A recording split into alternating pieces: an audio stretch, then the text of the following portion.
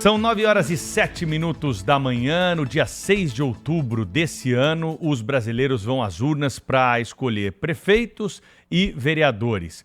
O que você não sabe é que tem mais nessa eleição, tem uma novidade, e quem vai explicar para nós é o professor do IBMEC, Cléver Vasconcelos, que é promotor de justiça também do Ministério Público de São Paulo, mas é um estudioso, tem livros na área do direito eleitoral e nos ajuda a entender as questões do direito eleitoral brasileiro. Professor Cléver, seja muito bem-vindo. Como é que vai ser essa consulta popular que pode acontecer em algumas cidades?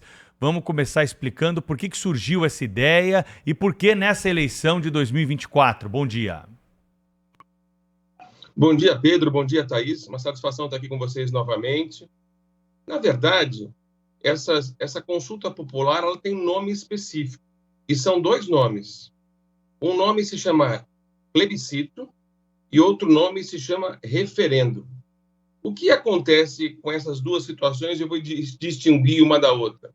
É a seguinte: na última reforma eleitoral, que alterou a Constituição, o Constituinte especificou algo que já existia, que é a possibilidade de consulta popular.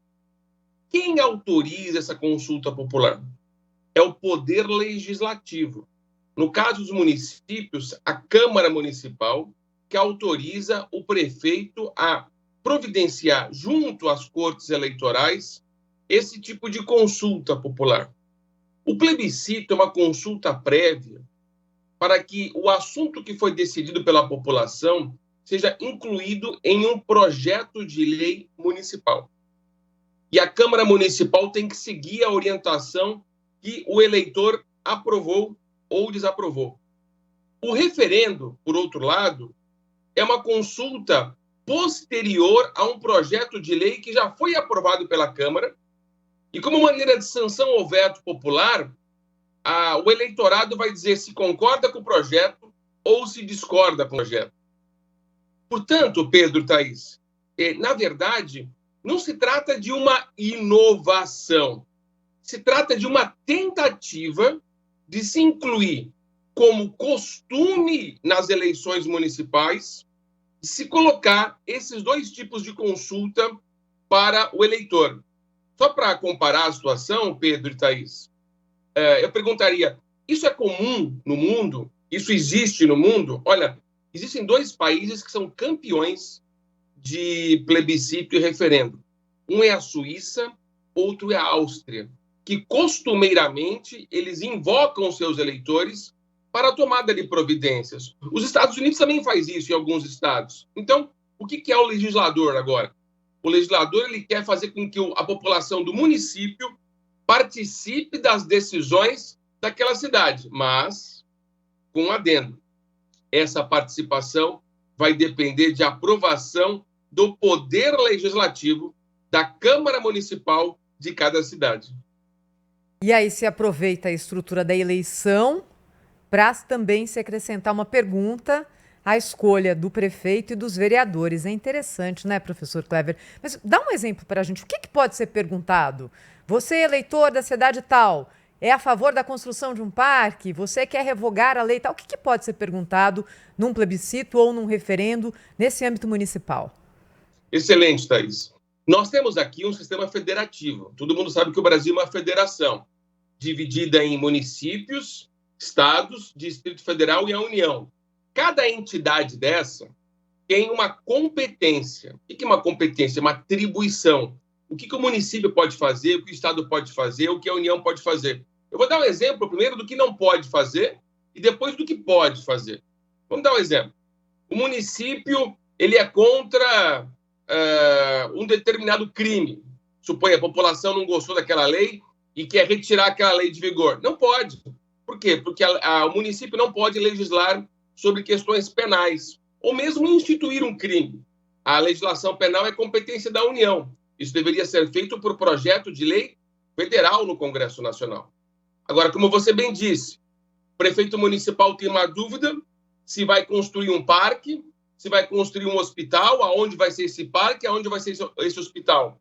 E aí ele acha melhor que o cidadão decida. Então ele leva isso para a eleição e o eleitor vai decidir se constrói o parque, se constrói o hospital, aonde vai ser, aonde não vai ser. Ou seja, é preciso respeitar a repartição de competências para que nas consultas populares não sejam colocados assuntos que não sejam de atribuição do município, conforme a separação de competências estabelecidas na Constituição Federal.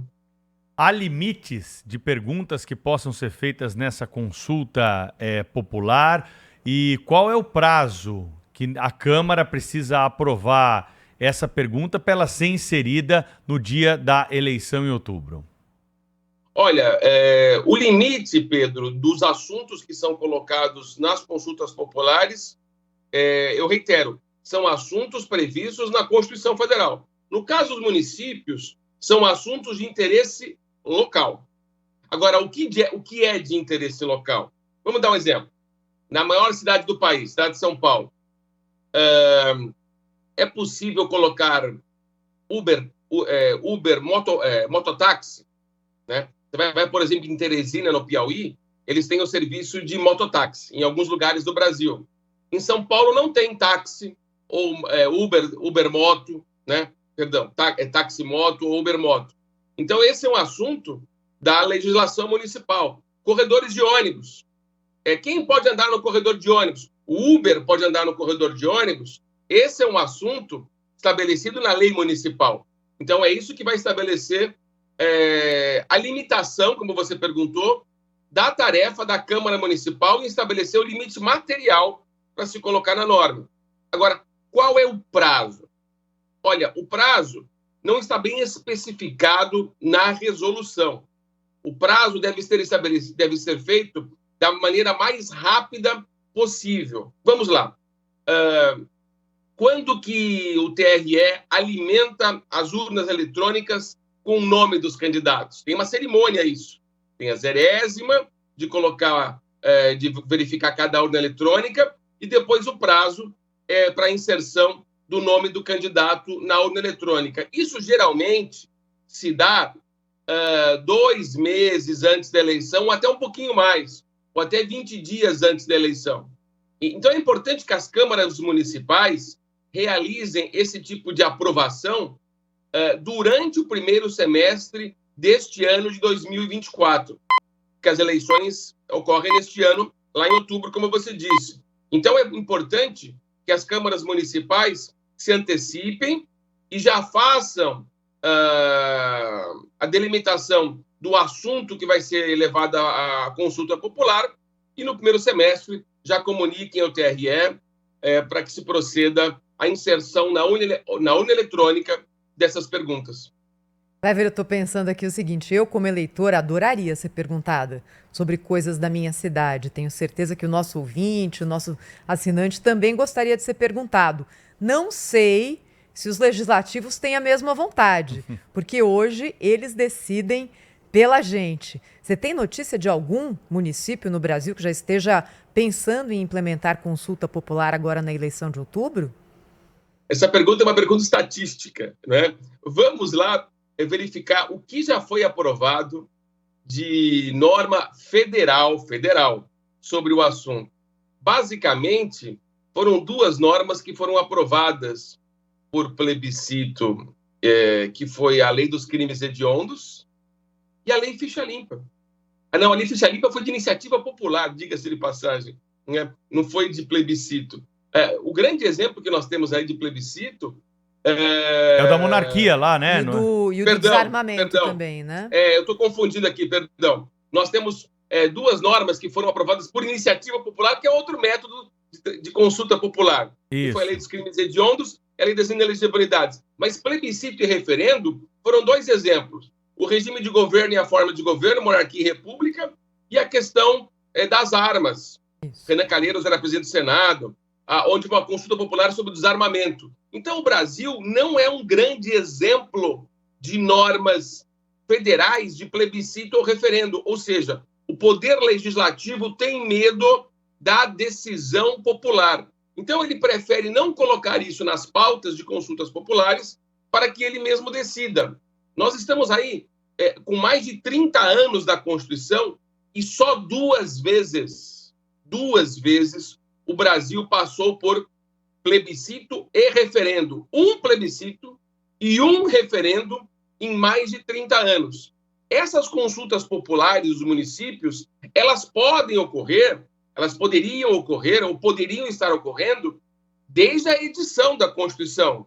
Agora, eu pergunto, no município de São Paulo, Belo Horizonte, Rio de Janeiro, Brasília, Manaus, quais foram as consultas populares que foram realizadas nesse período? Quase nenhuma, se nenhuma. Então, não é costume do brasileiro, da política brasileira, levar os assuntos decisórios à população. Muitas vezes, esses assuntos decisórios são assuntos decisórios sem grande relevância, só para dizer que aquela entidade federativa realizou a consulta. Então, aquela frase do Ulisses Guimarães, ele falava, político tem medo da decisão do povo, né? Então, corre o risco de a decisão desagradar o poder legislativo. Eu acredito que nós teremos pouquíssimas consultas populares agora neste ano.